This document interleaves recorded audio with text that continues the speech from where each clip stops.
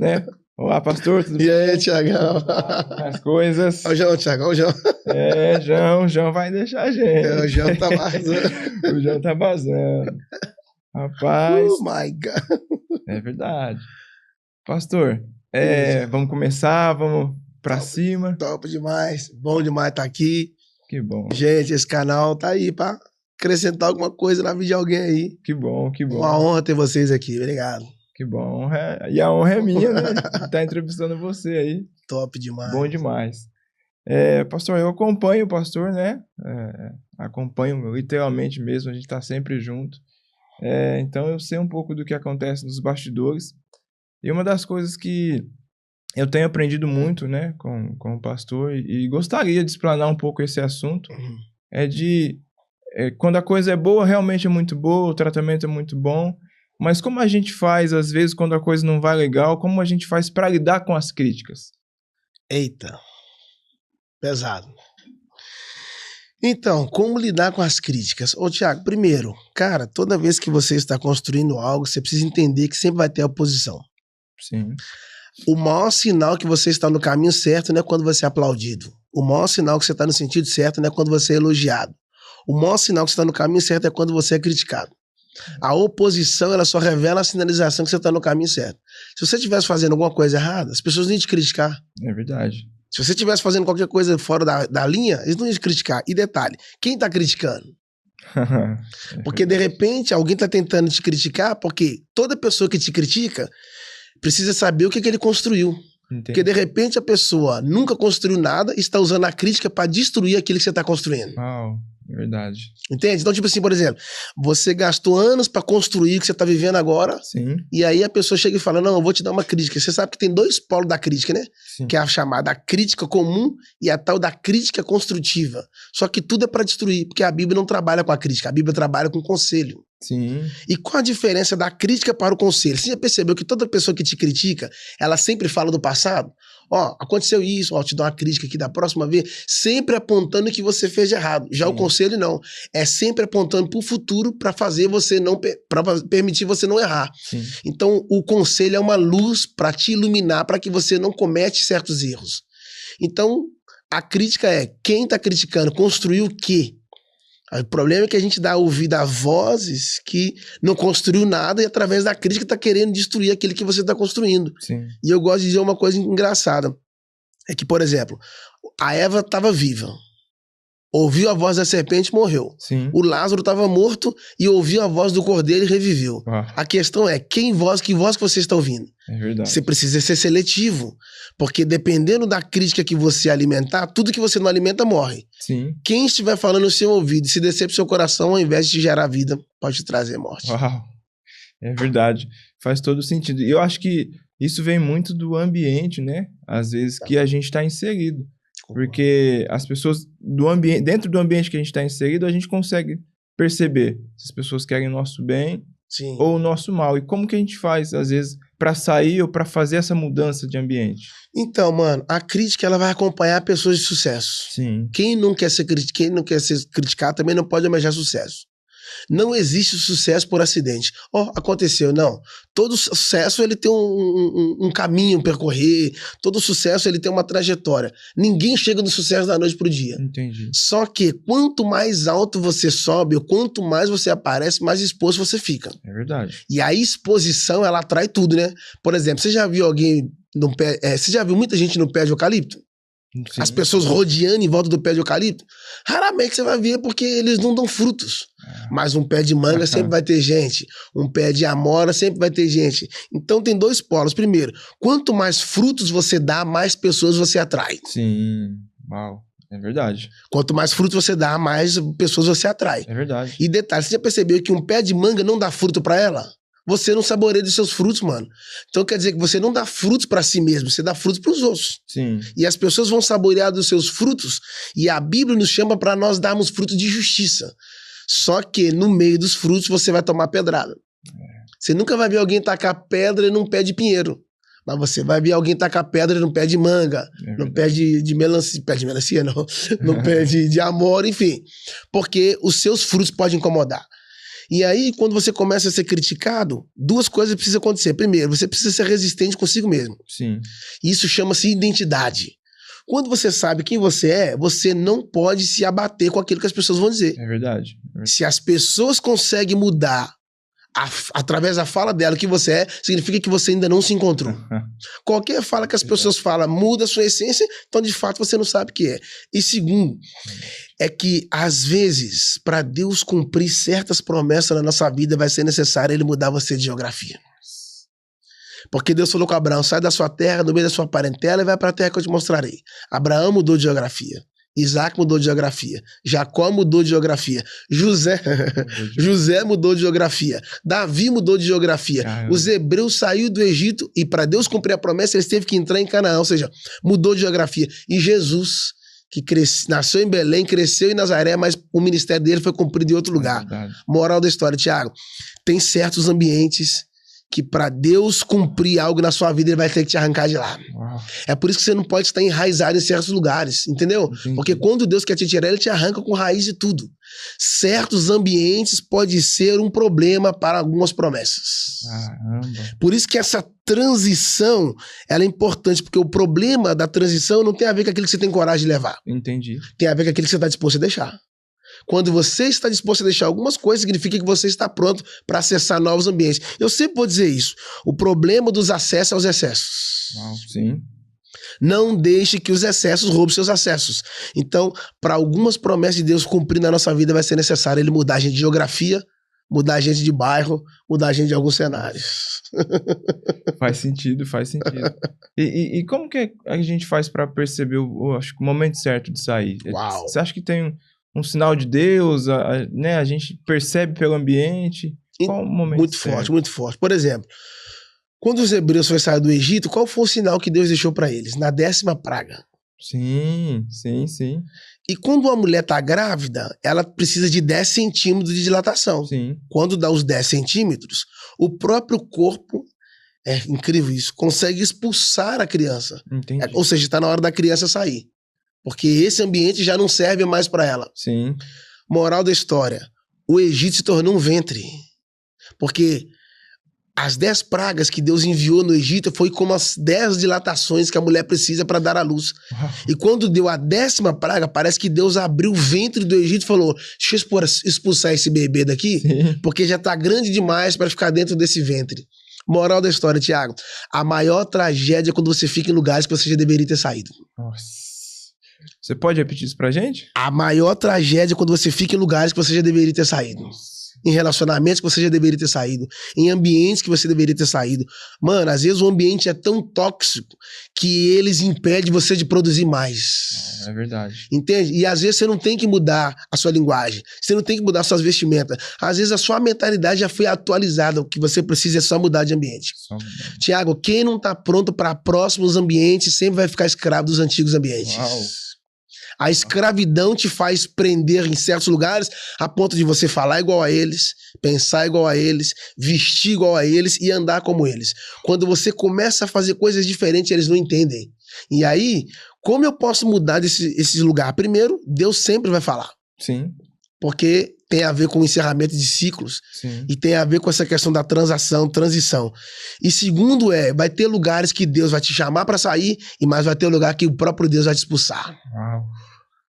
É tipo Ló, né, saindo da cidade. Deus falou pra Ló assim, ó, sai da cidade e não olhe pra trás. Tiago, é um pedido muito simples, mano. Sim. Saia e não olhe pra trás. As 2 filhas de Ló e Ló conseguiu sair sem olhar pra trás, a mulher não. A mulher saiu da cidade, mas a cidade não saiu dela. Uau. Por que essa mulher olhou pra trás, Tiago? Porque ela tava do lado de fora da cidade, mas tinha algo dentro da cidade que tava do lado de dentro dela. Ah, caramba. Você entende, João? É verdade. E às vezes a gente sai do ambiente, mas o problema é quando o ambiente não sai da gente. É verdade. Sai de certos relacionamentos, mas oh my God. Os relacionamentos ainda estão dentro da gente. E aí qual foi a regra? Não olhe pra trás. Moral da história, não permita que o seu passado te paralise. Uma movimentação errada pode te paralisar para sempre. A mulher foi paralisada para sempre, porque ela se moveu errado. Porque não tem como andar para frente olhando para trás. Não tem como andar para frente olhando para trás. Porque toda vez que você anda para frente olhando para trás, significa que você dá mais moral pro seu passado que pro seu futuro, né? Faz sentido. Faz sentido. Porque quando você olha pra trás é você enxergando quem você era. Mas quando você olha pra frente é você enxergando quem você vai ser. Eu gosto de falar isso. Você pode até não ser quem você sonhou em ser, Thiago. Sim, Mas você tá proibido de voltar a ser quem um dia você foi. faz sentido. Uau. Vamos sair da cidade? Alguém falou comigo um dia desse. A mulher de Ló virou uma estátua de sal. Sim. Que ela se converteu, mas não foi salva. Como? Ela se converteu, mas não foi salva. Faz sentido. Nunca tinha parado pra pensar. Faz sentido. Ela se converteu, mas não Não foi salva. Isso pode acontecer muito Pode, no nosso cara. meio. Meu Deus. E não foi salvo. E aí, porque salvação é território de Deus, cara. É verdade. E aí, quando ela virou uma estátua, é engraçado, o Ló não voltou pra buscar ela. Ela ficou pra trás. Por que o Ló não voltou pra buscar ela? Porque é difícil carregar a estátua. Pesa, né? Talvez muitas pessoas não conseguem avançar na viagem da vida porque ele está gastando muita energia carregando algumas estátuas. Carregando bagagem demais. Demais. A mulher é uma estátua pro cara, ou o marido é uma estátua pra mulher. Eita, mudar de assunto. Meu Deus, mas Fardo pesado. é um fardo Tá pesado. pesado. Isso seria um jugo desigual, talvez. Por aí, Thiago. Porque às vezes a mulher tá querendo ficar num ambiente que Deus já pediu pra eles saírem. E aí isso impede da família evoluir. E detalhe, Deus é muito lindo. Nem sei porque nós entramos nesse assunto. É mesmo. É que eles foram pra uma cidade chamada Zoar. E a palavra Zoar significa pequeno. Sim. Ou seja, grandezas de pequenos começos começa quando você respeita os novos ambientes. Sim. Lugares pequenos. Sim. E aí, engraçado, a mulher de Ló olhou pra trás porque ela queria ver o fim da cidade. Sim. Só que engraçado, Deus falou pra eles não olhar pra trás. Mas lá na frente, Abraão viu a cidade pegando fogo. Por que quem olhasse pra trás se tornasse uma estátua de sal, mas o Abraão estava olhando pra cidade e ele não se tornou uma estátua de sal? Por quê, pastor? Por dois motivos. Número um, ele nunca esteve lá. Uau, sim. O coração dele nunca esteve lá. Verdade. O coração dele não era de lá. Sim, sim.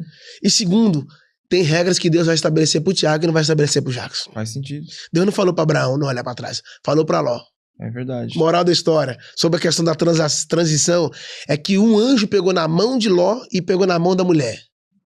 O outro anjo pegou na mão de uma filha e pegou na mão da outra filha. Sim. E levou eles pra fora. Ou seja, tem lugares que Deus te convida, mas tem lugares que ele te arranca. Nossa. Ele te puxa. Tipo o cego lá de Mateus 8, Sim. que Jesus entrou na cidade, o cara era cego. Jesus poderia ter curado, eu gosto de falar isso, Jesus poderia ter curado o cara dentro da cidade. É verdade. Jesus pegou ele pela mão e tirou ele da cidade. Pegou ele pela mão e tirou ele da cidade. Sabe o que eu aprendo? É que ele estava cego, mas está de mão dada com Jesus. Sim. Qual o problema? É que tem muita gente andando de mãos dadas com Jesus, mas ainda continua cego. Tá de mão dada com ele, tomando ceia com ele, mas ainda estão cegos. Aí Jesus tirou ele da cidade, curou ele fora da cidade, da aldeia, e falou pra ele assim, ó, não volte pra aldeia e não converse com ninguém da aldeia. Sim. Tirou ele da aldeia, Sim. mandou ele não voltar pra aldeia e mandou ele não conversar com ninguém da aldeia. O problema não tava na visão dele, Sim. o problema tava na aldeia. Cara. Tirou ele de lá, não converse com ninguém de lá e não volte pra lá. Deus tirou ele do ambiente que ele estava inserido. Talvez o que deixou ele cego não foi sua visão. Peguei. O ambiente onde ele estava inserido. Estava inserido. Uau.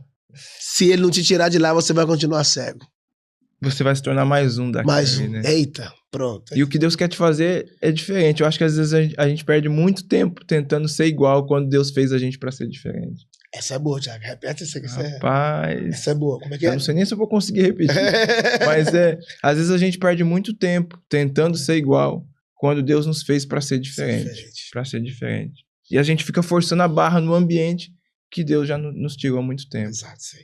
Você acredita que às vezes essa falta de obediência, de sair no momento certo, ela pode retardar ou fazer com que a gente perca a promessa? Uau. Eu acho que a gente pode perder a promessa por Sim. esperar Sim. tempo demais, talvez. Tipo assim, poderia ter saído, poderia ter evoluído, poderia ter crescido mais, poderia ter conhecido novas pessoas, Mas poderia ter envolvido com outros relacionamentos. E quando eu falo relacionamento, eu falo de alianças, de conexões, enfim. sim, Mas está tão apegado naquele lugar que não aprendeu a viver em outros ambientes. é verdade. Isso chama-se um bloqueio na mente. Um bloqueio na mente. Aí o tal da lei do merecimento. Eu não mereço, eu não mereço, eu não mereço, eu não mereço. A gente não merece nada mesmo, não. Mas se tratando de campo humano, vai ter situações que você vai merecer. Por exemplo, Sim. você chega do trabalho, trabalhou o dia inteiro, as suas filhas vêm te dar um abraço. É o campo do É merecimento. verdade. Trabalhou, o É papai verdade. estava trabalhando. É verdade. É um momento de ser igual. Exato, isso aí que você falou, sobre a questão do diferente. E- Ser o diferente no meio dos iguais. Isso aí. E geralmente o ambiente, eu acredito, né? A gente vê isso na vida. O ambiente, quando a gente é apegado demais ao ambiente, ao lugar, às pessoas, geralmente rola, às vezes, ali um atrito, alguma coisa. Isso vai também nos ferindo, né? Vai ferindo a gente, vai ferindo a gente. E às vezes a gente não evolui, acho que por não perdoar. Sim. Como que você acha que a gente deve também lidar com a questão do perdão quando a gente se refere a esses ambientes, né? A um ambiente que a gente foi inserido, um ambiente que a gente foi criado. E para a gente também decolar, a gente precisa perdoar. Tiago, muitas pessoas ainda estão no mesmo ambiente, no mesmo lugar e no mesmo nível. Não é por falta de talento, Sim. é por falta de perdão. Porque quando você decide perdoar alguém, você não está liberando eles, você está liberando a si mesmo. O perdão é uma chave. Sim. E a culpa é um cadeado. Sim. Toda vez que você não libera perdão, você se culpa e você se prende. Entendi. A culpa não te traz a cura, mas o perdão te conduz à paz. Uau. Você pode repetir isso pra gente? A culpa não te trará cura, mas o perdão vai te conduzir à paz. Jesus na cruz perdoou quem o matou, hoje a gente não consegue perdoar nem quem nos feriu. Que isso. Perdão não é aquilo que você faz por obrigação a alguém. Perdão é aquilo que você faz por amor a si mesmo. Quando você ama alguém, fala do que você entendeu. Sim. Mas quando você perdoa, fala daquilo que você recebeu. Uau. Amor é entender, perdoar. Melhor, amor é receber e perdoar é entender. Ele te amou. Uau, entendi o amor dele. Perdoar, vou perdoar porque um dia fui perdoado. Uau. E posso ir mais fundo, Thiago? A Bíblia diz no Evangelho de Mateus que Jesus disse que o Pai só perdoa aqueles a quem perdoa. Nossa. Tem pessoas que não vão sair do lugar porque o orgulho é uma doença silenciosa. O orgulho é uma doença silenciosa. E as pessoas não perdoam por causa do excesso do orgulho. Oh my God. O excesso do orgulho bloqueia pessoas de quebrar esse muro e falar assim, você me perdoa? Entendi. Porque qual o problema dessa geração? É que eles precisam estar certo para que as pessoas venham até ele para pedir perdão. Entendi. Só que no reino não. No reino, quando você está maduro, não é as pessoas que estão erradas que vão te pedir perdão. Sim. É você mesmo estando certo e fala, o orgulho não me governa. Nossa. Deixa eu ir lá e perdoar. Você me perdoa? Não, mas foi eu que errei, não tem problema não, mas eu quero te pedir perdão também. Nossa. Quantas pessoas que dormem, gente, casais dormem chateados um com o outro, marido e mulher dormem chateados, o cara vai trabalhar e posso ir mais fundo? A gente não sabe que o perdão precisa ser imediato, Sim. porque quando você perde a estação do perdão, você pode apodrecer o fruto do reconciliamento. Sim. Da reconciliação, melhor dizendo. Quando você perde a estação do perdão, você pode apodrecer o fruto da reconciliação. Moral da história.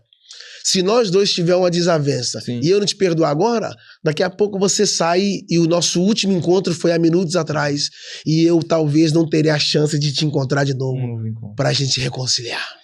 Nossa. E sabia que Paulo disse que reconciliação não é um desejo. Reconciliação não é uma força. Reconciliação é um ministério. Uau. Poucas pessoas aprenderam a operar no ministério da reconciliação. É voltar atrás. É verdade. Até porque todo carro tem a marcha ré. É verdade. Uma vez eu ouvi uma frase que alguém disse que o motivo, né, de ter tantas flores no velório, no dia, né, que a gente vai visitar os mortos, diz que o motivo de ter muitas flores nesse ambiente é o remorso, porque são pessoas que não tiveram a oportunidade de perdoar no momento que podia ter perdoado. Então a gente quer recompensar de algum jeito a pessoa que a gente nunca mais vai ver, nunca mais vai ter na frente. Quando você dorme chateado com alguém, você abre um portal no mundo espiritual. Sim. Seja com a esposa, seja com o patrão, enfim. E aí, o inimigo não entra pela porta, o inimigo entra pela brecha. Forte isso, hein? Tudo que o diabo precisa não é de uma chance, é só de uma oportunidade. Forte isso, hein? Você dorme e aí é um portal que se abre, o inimigo acessa os portais. Sim. Moral da história. Jesus disse assim, ó, um rapaz falou assim, eu quero enterrar os meus pais, aí eu vou te seguir. Jesus, não. Deixe os mortos enterrar os mortos. Sim. E siga-me. Let's go, come here. O que Jesus estava querendo dizer? Cara, você teve chance de fazer para eles enquanto eles estavam vivos. Depois que morre, você não tem como fazer nada pro corpo. Porque a alma já não está mais ali. Uau. Então, as pessoas querem beijar no caixão. As pessoas querem abraçar no caixão. Ali é a linha final. A reta final da vida tá ali. Da vida física. Ou seja, o tempo de beijar é hoje, o tempo de perdoar é agora, o tempo de abraçar é hoje. Eu até gosto de dizer que Pedro chega para Jesus e fala, quantas vezes eu tenho que perdoar meu irmão? Aí ele fala, 7? Ele faz a pergunta e ele mesmo dá a resposta. Jesus, não, Pedro. É 70 vezes 7. A ordem do fator não altera o resultado. É verdade. 7 vezes 70, 70 vezes 7, vai dar na mesma. Só que o que Jesus está falando ali não é, se você pegar 70 vezes 7 ou 7 vezes 70, 490. Sim. É possível alguém errar com outra pessoa mais de 490 vezes? É só você casar, ué. É verdade. Se é casado, você tá ligado. É possível. Meu cunhado, você tá ligado. É possível. Passa de 1.000, irmão. 1.500, 2.000. Ou seja, o que Jesus está falando ali tem a ligação com Salmos 90, 10. Sim. A vida do homem dura 70 anos. Uau. Pedro falou de 7 Isso. e Jesus falou de 70. Moral da história. Quantos dias tem uma semana? 7. 7. Pedro estava falando de uma semana. E Jesus está falando, a vida do homem dura 70 anos. O que Jesus está querendo dizer? Enquanto viver, você vai ter que aprender a perdoar. Perdoar é uma disciplina no reino. Por isso que toda vez que Jesus curava alguém, ele falava, vai, perdoado. Estão os seus pecados. Uau. E acho que a gente tem o perdão como a pessoa precisa merecer, quando na verdade o perdão não é pra gente, não é pra pessoa em si, né? Sim. O perdão é pra libertar a gente, talvez da gente mesmo. Você acha que tem muita gente que não prospera, ou não frutifica no reino pela falta do perdão? Claro. Tem pessoas talentosíssimas, pessoas que têm um dom, têm um talento, têm a capacidade de fazer, mas o detalhe é os problemas emocionais que o perdão tem a ver com o interno, né? Com a mentalidade, é uma disciplina, é um bloqueio. Sim. Como é que eu posso aprender a perdoar? É uma disciplina. Sim. O perdão não é aquilo que você faz por obrigação. Sim. É aquilo que você faz por entendimento. Então, muitas pessoas poderiam estar em lugares muito mais altos, poderiam estar muito mais distantes, mas não estão porque ainda guardam mágoas. É verdade. E quem guarda ressentimento não está pronto para uma evolução. A falta de perdão pode ser uma prisão que tranca você para o seu próximo nível. Entendi. E é impossível alguém prosperar guardando mágoa do outro. É verdade. Não tem um na Bíblia que guardou mágoa e prosperou. É verdade. Faz sentido. Né, João? É verdade. Não tem como. O cara tá guardando mágoa um do outro, porque é o mesmo time, gente. É o mesmo corpo. Nós estamos sentados na mesma mesa. A Bíblia, a igreja é família. Eu não consigo entender dois pastores que... Eita, posso falar? Pode falar. Não consigo entender dois pastores que não conversam. Não, é ele pra lá e eu pra cá. Mas eu não tô entendendo aí em que céu que a gente vai viver. É verdade. Porque se é o mesmo Cristo, e aí eu te pergunto, o corpo não tem 2 braços? Sim. Mas só tem uma cabeça. A cabeça é Cristo. Então, uma vez que nós estamos em Cristo, no corpo de Cristo, a nossa natureza não prevalece, não. É verdade. Porque comigo é assim. Não existe isso. Quando você está em Cristo, a primeira coisa que ele vai mudar em você é a sua natureza. É verdade. É verdade. E eu acredito que eu ouvi você falar que Deus ele vai nos usar na área que a gente mais foi machucado, né? Que a gente mais foi ferido. E você acredita que o perdão entra nisso? Eu acho que a gente trava, às vezes, Deus de nos usar porque a gente ainda não deu esse passo de perdoar. Fantástico isso aí, Thiago, fantástico. A área que você mais sofre é a área que Deus mais te usa. Uau, isso é... Porque você só pode falar com propriedade aquilo que você vivenciou com profundidade. Sim. Então Deus te arranca da teoria para te colocar profundo no mundo da prática. Então você vai falar com propriedade que você vivenciou com profundidade. É verdade. Eu posso falar hoje sobre rejeição porque já fui rejeitado. Sim. Eu posso falar hoje sobre abandono porque eu já fui abandonado. Entende? Existe... A vida que você viveu, às vezes, chega antes daquilo que você está falando, né? Do que sim, boa demais. Você quer transmitir, é verdade. Sim. Porque, por exemplo, como é que você pode curar feridas profundas se você não sabe lidar com ferimentos rasos? Uau. É verdade. Tá querendo curar feridas dos outros que você nunca foi ferido nelas. É verdade. Aí você não tem habilidade para tocar nesse ferimento, então você não pode aconselhar. Por exemplo, a mulher e o marido tá com problema no casamento. Sim. Aí eles vão procurar um doutor de casamento ou um advogado. Só que o cara tá no 5º casamento. Se o cara que tá no 5º casamento, como é que vai sarar o seu, cara? É verdade. É verdade. Ele não conseguiu encontrar um mapa do sucesso para ele, como é que ele vai mostrar a fórmula para você? E às vezes a gente tá procurando solução nessas pessoas. Né? Exato. E às vezes, Thiago, a solução tá dentro da gente, cara. É verdade. Porque o problema é, aquilo que você não encontra do lado de fora, Deus pode estar escondido do lado de dentro. Uau. Tá dentro de você aí. Perdoar tá dentro de você. Amar tá dentro de você. A Bíblia diz, desperta o dom que há em ti. Tem coisa que Deus não vai dar, irmão. Já deu. Sim. Falta a gente nos desbloquear para certos ambientes, desbloquear para certas coisas e por aí fora vai, no outro a gente fala. Faz sentido demais. E aí você acha que a gente, né, partindo ainda desse princípio do perdão, a gente perdoando, a gente deixando isso de lado, a gente perdoa e agora a gente precisa mudar o ambiente. Como que a gente faz assim para mudar esse ciclo, para virar a página, começar um ciclo novo? Qual é o caminho que você acha que a direção que a gente tem que tomar? Cara, os ciclos sempre vão encerrar. Sim. Ciclo nasce, ciclo fecha. A Bíblia diz assim, ó, há tempo de abraçar e há tempo de se afastar. Sim. Há tempo de aproximar e há tempo de se afastar. Ok. A questão não é saber se eu estou dentro do tempo de abraçar ou de afastar. A questão é saber se eu estou dentro do tempo de Deus para me afastar. Sim. Entende? Porque às vezes eu posso estar afastando fora do tempo. Tenta reformular. Há tempo de abraçar e há tempo de afastar. As pessoas aprenderam a abraçar. Só que eles não aprenderam o time do afastamento. E você pode estar afastando de fora do tempo. Entendi. E aí, quando se encerra um ciclo, você precisa aprender a sair sem fechar portas e sem deixar feridas. Você pode encerrar um ciclo sem machucar ninguém. Sim. Você pode fechar um ciclo sem ferir ninguém. E a maior coisa que tem é quando você sai de uma empresa, mas com as portas abertas. Ah, isso é verdade. Sabe? A maior coisa é quando você volta num lugar que você saiu de lá e as pessoas te recebem com bem-vindo. Por quê? Como eu posso sair de certos ciclos? Por exemplo, a Bíblia fala de um homem que estava 38 anos doente. 38 anos enfermo. Sim. Aí a Bíblia diz que eles colocavam ele à beira do tanque. Sim. Aquele cara tinha a síndrome do último. Sim. Era 5 alpendres, ele estava no 5º, no último. O texto diz que toda vez que ele ia, alguém entrava na frente dele. Verdade. E era sábado, último dia da semana. Sim. Jesus chegou e falou, não, quer ficar ação? Ele deveria falar o quê?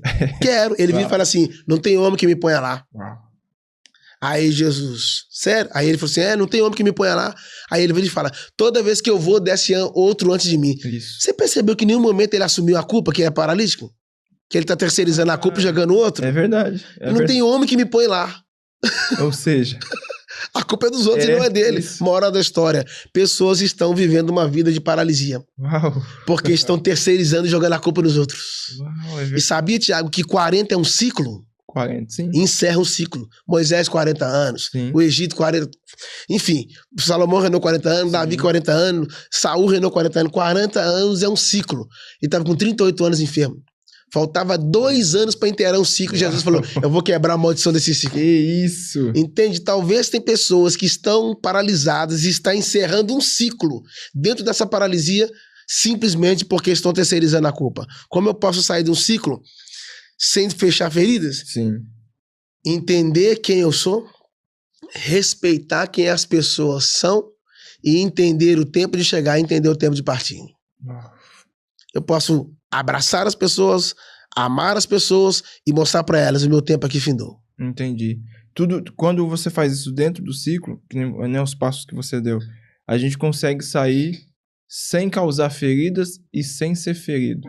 Mas quando a gente passa desse tempo, a gente fere muita gente e a gente pode sair ferido, né? Eu acho que isso pode ser um bloqueio também. Porque às vezes qualquer ciclo que você entra depois de um ferimento, você acaba atrapalhando os outros ciclos. Porque se você sai daqui ferido, você vai ferir outro lugar. Se você sai daqui machucado, você sai daqui vai machucar outros ambientes. Porque nós precisamos sair de ciclos, mas resolver primeiro os ciclos anteriores. Sim. Porque senão você vai estar andando para frente, mas com coisas não resolvidas lá atrás. Uau. E o passado sempre vem à tona, né? É verdade. É verdade. Quando você não resolve coisas do passado, o passado vai te encontrar lá na frente. Sim, sim. E a gente vê isso muito, a gente, né, com a igreja, a gente trabalha em igreja. Sim. E a gente vê muita gente transferindo essa culpa. Sim. Tem gente que não consegue parar, aí 1 ano muda 3 a 4 igrejas diferentes. Sim. É sempre transferindo a culpa para alguém, quando na verdade eu preciso assumir a minha culpa, como você falou, né? Tiago, o grave problema hoje é que as pessoas estão carentes das pessoas. Sim. Há um nível de carência muito grande. Sim. E, Tiago, quando a carência sobe, isso revela que o nosso relacionamento com Deus desce. Sim. A nossa carência diante dos homens fala do nosso fraco relacionamento com Deus. Uau. Porque às vezes a gente quer buscar nos homens aquilo que a gente só encontraria em Deus. Sim. Moral da história. A gente quer colocar pessoas perto da gente que Deus já mandou a gente sair de perto delas. Entende? Ô, irmão, nem todo mundo que começa com você vai terminar com você. É verdade. E quando os ciclos fecham, tá tudo bem, cara. Você precisa ir pro próximo ambiente. Isso é maturidade. O problema é que a gente não aprendeu a entender que certas pessoas não vão durar pra sempre. Uau. Vai ter amigos de 1 ano, de 10 anos, de 15 anos, mas nem todos vão ficar pra sempre. É verdade. Enquanto você não conhece o homem da cruz, você começa a mendigar amor. Entende? Pare de querer trazer pra perto quem Deus já levou pra longe. Sim. Tiago, guarda isso. Se Deus quisesse manter algumas pessoas do seu lado, ele tinha dado um jeito, mano. É verdade. E Deus é mestre em repor. Toda vez que ele tira alguém, ele já tem alguém pronto pra colocar no lugar. Uau. Quando ele tirou Ló de perto de Abraão, falou, fica tranquilo que o seu filho, o seu herdeiro não será Ló, será Isaac. Sim. Ou seja, Deus já tinha peça de reposição, mas a gente fica tanto esmolando a atenção dos outros que a gente esquece de viver a nossa vida e esquece que Deus é a nossa melhor companhia. E se não tiver ninguém pra andar com você, ele será a sua companhia. Uau. Pesado isso. Pesado demais e isso me faz lembrar de Saul, né? Sim. Que Deus fala para Samuel, né? Até quando você terá dó dele, tendo eu rejeitado, né? Sim. Então, você acredita que a gente pode estar andando ou estando em ambientes que Deus já rejeitou aquelas pessoas e a gente está insistindo nelas? Nossa, é pesado. A gente pode estar abraçando pessoas que Deus já colocou fora do nosso ciclo. Sim. A gente pode trazendo para dentro de quem Deus colocou fora. Sim. E isso só nos impede de evoluir, porque são pessoas que podem travar alguma coisa na nossa vida. Sim, eu acho que isso remete um pouco à mente de uma pessoa que pode ser não sei se tola ou não muito sábia. Sim. O que você acha, assim, né, da gente entender o ambiente, esse tolo versus um sábio, assim? A sabedoria, ela é o carro-chefe das suas decisões. Sim. Para você entrar na confusão, você não precisa ser sábio. Você pode ser tolo. Sim. Para você entrar numa briga, você não precisa ser sábio. Você pode ser tolo. Para você entrar num problema, você não precisa ser sábio. Você pode ser tolo. Mas para você sair do problema, você não pode ser tolo. Você precisa ser sábio. Moral da história. O tolo vai falar para depois pensar. Sim. O sábio vai pensar Para depois. para depois falar. O tolo age e depois pensa. O sábio pensa e depois age. Verdade. Ah, como eu posso definir uma pessoa como sábio? Pelo nível de palavras que ela fala? Não, pelo nível de silêncio que ela executa. Sim. Porque a Bíblia diz que até o tolo, quando se cala, se faz sábio. E é outra coisa que acrescenta a sabedoria. Na multidão de conselhos, a sabedoria. Não é na multidão de críticas. É verdade. Na multidão de conselhos. Foram injustiçados, né? Sim. Mas permaneceram fiéis. Certo. O que você acha desse...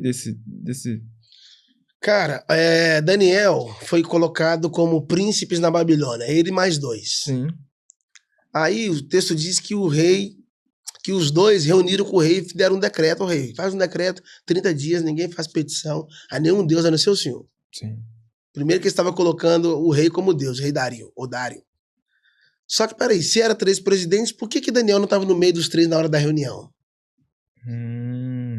Porque o grave problema é quando você está inserido em um ambiente que eles fazem reuniões ocultas que você não sabe. Só que posso ir mais fundo, Thiago? Deus visita reuniões que você não está presente. Uau. Tem reuniões que a pauta é seu nome. Caramba! Uau! Tem reuniões que a pauta é o seu nome, você não está sabendo. Mas ele tá lá. Que isso? E aí, o Daniel entrou na Babilônia, mas a Babilônia não entrou nele. Sim.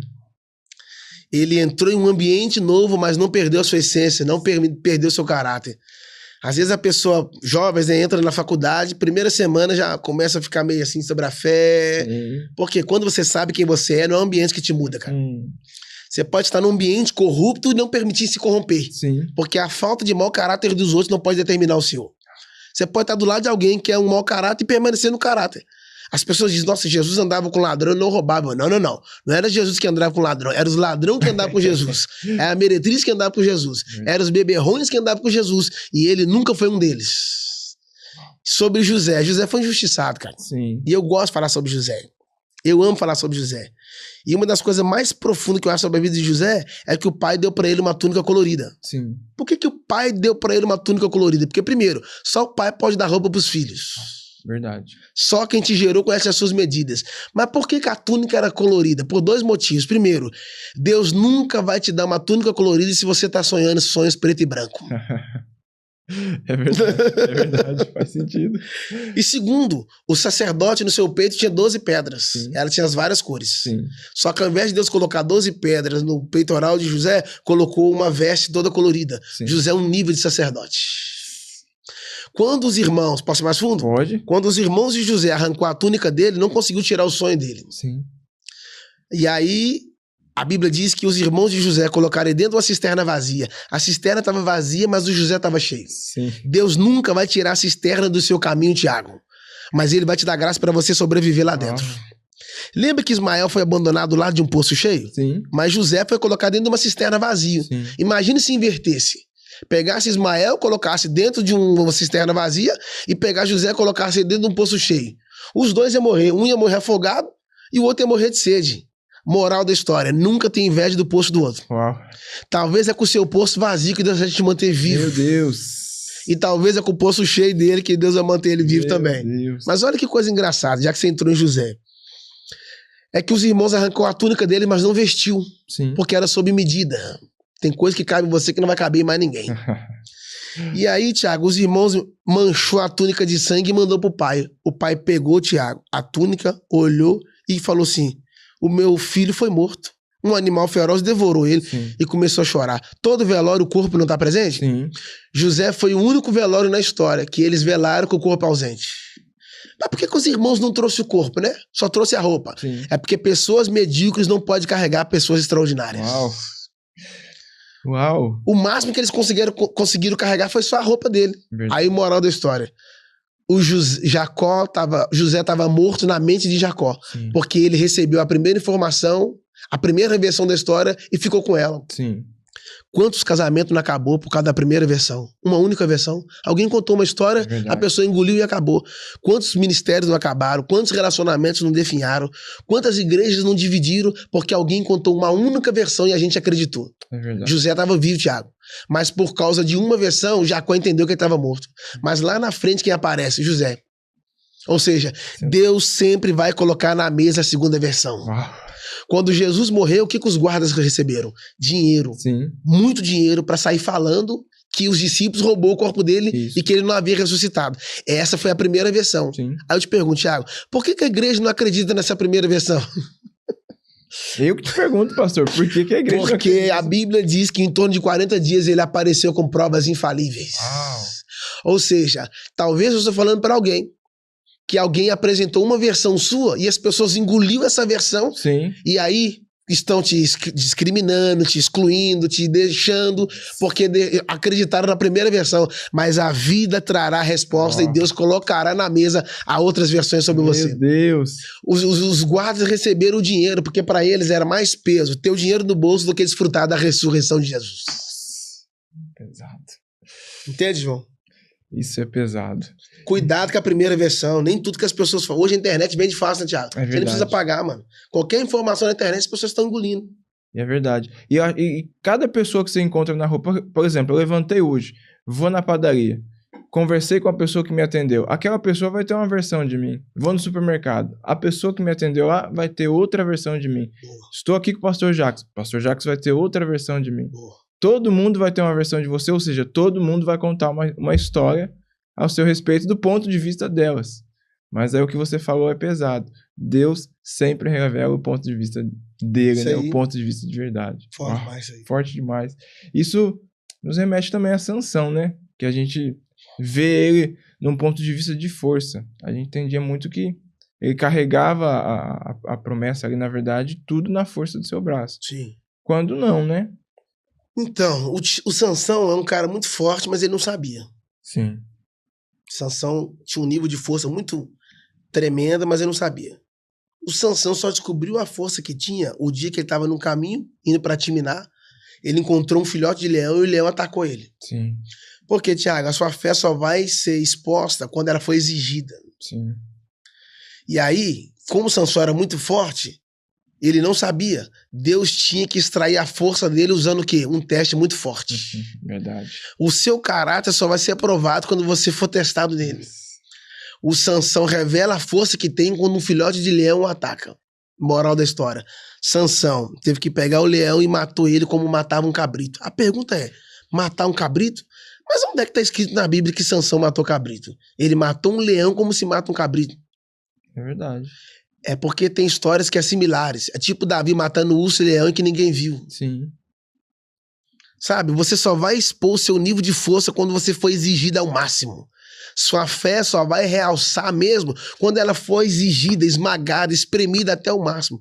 Moral da história, às vezes alguns leões vão aparecer no caminho só para revelar para você o seu nível de força. Não tem a ver com o leão, mas tem a ver com aquilo que tá dentro de você que você ainda não sabe. E detalhe, Sansão tá correndo risco, porque o problema, Thiago, não é você matar o leão vivo. Matar o leão vivo, muita gente consegue. Sim. O problema é quando o leão morre, sabia? Por quê? Por quê? Porque Sansão não podia tocar em coisa morta.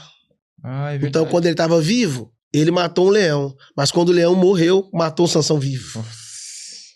Porque havia uma colmeia de mel dentro do leão. Sabe o que eu acho lindo nesse leão? É que o leão tá morto, mas tem algo dentro dele que tá vivo. É verdade. O problema é quando você tá vivo e tem algo dentro de você Nossa. que está morto. Meu Deus. Sabe quando você vai tocar no mel? As abelhas não te picam? Sim. As abelhas picando pode ser o toque do Espírito falando, não põe a mão aí. Uau. Porque nem tudo que você tem acesso você tem que colocar a mão. O mel não é doce, João? Mas cuidado, porque aquilo que tá adoçando o seu paladar hoje pode azedar a sua vida para sempre. Ele tirou o mel de dentro do leão. O problema não é ele arrancar o mel de dentro do leão. O problema é ele colocar o mel dentro dele. Nossa. É verdade. Transferiu a morte de lá para cá. É verdade. É verdade. Preceptou, foi fora do tempo. É isso aí. Uau. É verdade mesmo. E pra gente encaminhar pro final, assim, eu também, mudando um pouco do assunto, o que você pode falar dos nossos dias de hoje comparado aos dias de Noé? Porque a gente estava lendo algumas coisas assim e tem algumas coisas que batem, né? Muita coisa está acontecendo hoje. Sim. Com os dias de Noé. O que você pode falar pra então, gente sobre isso? Jesus falou, né? Assim como será, como assim foi nos dias de Noé, assim também será a vinda do Filho do Homem. E a gente vê que a maior missão de Noé não foi construir a arca, a maior missão de Noé foi reconstruir o mundo. Sim. E a gente acha que os estudiosos dizem que Noé demorou mais de 100 anos para construir a arca. Sim. E eu vou e digo, não foi Noé que demorou mais de 100 anos para construir a arca. Foi Deus que precisou de 100 anos para construir o Noé. Porque é impossível você construir algo para Deus sem que primeiro Deus não construa algo dentro de você. Verdade. Só que o que me chama a atenção não é Noé construir a arca. O que me chama a atenção é que a Bíblia diz que os animais entraram de 2 em 2 na arca e Deus fechou a porta. Sim. O que você quer dizer com isso? É que os animais estão dentro da arca e já existia a cadeia alimentar e ninguém mata ninguém. É verdade. Ninguém arranha ninguém. Diferente de nós hoje, dentro da igreja, com o Espírito Santo, às vezes é um querendo matar o outro. É verdade. É uma briga por causa de carga, é uma briga por causa de política, é uma briga por causa de posição. E quem briga por causa de carga porque ainda não entendeu o seu chamado. Uau. Porque cargo quem dá é homem, ministério quem dá é Deus. É verdade. Então, as pessoas estão matando uma outra por causa de espaço. Sim. E detalhe, a arca não representa a igreja, porque a igreja não salva. Quem salva é Cristo. Sim. A arca representa Jesus. E uma vez que eu estou em Cristo, a primeira coisa que ele vai ter que mudar em mim é a minha natureza. Fora de Cristo, a minha natureza é uma, mas em Cristo a minha natureza tem que ser outra. Não vivo mais eu, né, gente? Mas... Uau, isso é pesado. A promessa é tão poderosa que quando Sansão vai construir a arca, Deus não entregou para Sansão limites. Para Noé. Quando Noé vai construir a arca, Deus não entregou para Noé limites. Deus entregou para Noé medidas. Sim. Porque tudo que você constrói fora das medidas desmorona. Sabe o que é engraçado? Os profissionais construíram o Titanic e um amador construiu a Arca. Qual que afundou? O Titanic. Porque o projeto pode ser grande e bonito, mas quando é de baixo ele afunda.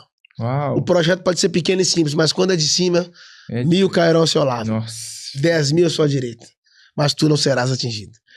Você nunca vai chegar em medidas eternas enquanto não sair dos limites humanos. Faz sentido. Deus não constrói nada sob limites, ele constrói sob medidas. Porque limites quem coloca é a religião. Sim. Medidas quem estabelece é o reino. E as medidas dele é completamente diferente da nossa. Totalmente. Uau. Totalmente. Cara, que papo, que se deixar a gente vai aqui, vai fluindo. Bom demais tá aqui, Thiago. Pastor, mas infelizmente a gente, né, tem que ir pro final. Muito bom tá com o senhor aqui. Muito bom estar acompanhando, né, vendo essa trajetória, o que Deus tá fazendo aí. Top. E acho que é só o início, né, de tudo, Amém. é só o início de tudo. Tenho certeza que Deus ele vai levar para lugares muito mais longe, né? A palavra através do Senhor vai chegar em lugares muito mais longe. Amém. Né? Através desse podcast também vai chegar em lugares Glória muito mais a Deus. longe. E em cima de tudo isso, eu queria que o Senhor deixasse as considerações finais, o que você tem a acrescentar para nós aí. Thiagão, obrigado aí mais uma vez a todos vocês pela audiência, obrigado. O João tá aqui sempre me ajudando, Thiago, obrigado. E, gente, é isso, continue nos assistindo aí, as nossas redes sociais, né? Sempre vai estar disponível para vocês, que é o Instagram, Twitter, e o Facebook e o YouTube, né? Só você digitar lá Jackson Marques, vai aparecer tudo. E é sempre uma honra. As pessoas me perguntam se eu sou coach. Eu falei, não sou coach. Sim. Eu sou profeta, eu sou pregador do evangelho e atendo as igrejas no Brasil e fora delas. Então, assim, a minha missão é trazer o evangelho para as pessoas em forma de palavras, enfim. Então, sou muito grato a Deus por tudo que ele tem feito. Sim. E quero deixar uma palavra para todos vocês. Cara, as circunstâncias nem sempre são favoráveis de acordo com as promessas de Deus. Então, promessa de Deus não é quando você pode. Promessa de Deus é quando você não pode. Quando você pode, Deus está fora. Quando você não pode, Deus está dentro. A promessa de Deus é uma recompensa do seu nível de fidelidade quando você passou pelos processos. Sim. Então, quando você é fiel dentro de um propósito, fica tranquilo que Deus sempre será fiel nas suas promessas. Amém. Beijo no coração. Deus abençoe. God bless you. Thank you. Bye bye.